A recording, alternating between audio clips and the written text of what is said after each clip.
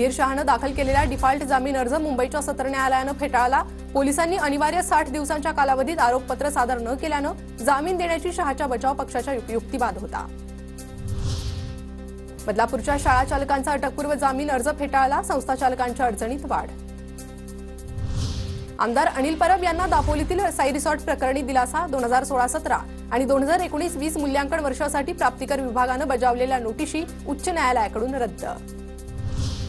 मुख्यमंत्री एकनाथ शिंदे यांच्याकडून auto rickshaw आणि मीटर्ड टॅक्सी चालक महामंडळांना एकाच वेळी 50 कोटी रुपये मंजूर। महामंडळाच्या वतीनं राज्यातील ऑटो रिक्षा आणि टॅक्सी चालकांसाठी वैद्यकीय शैक्षणिक उपक्रम राबवले जाणार। अवैध वाहतूक करणाऱ्या 24 खासगी बसेसवर कारवाई।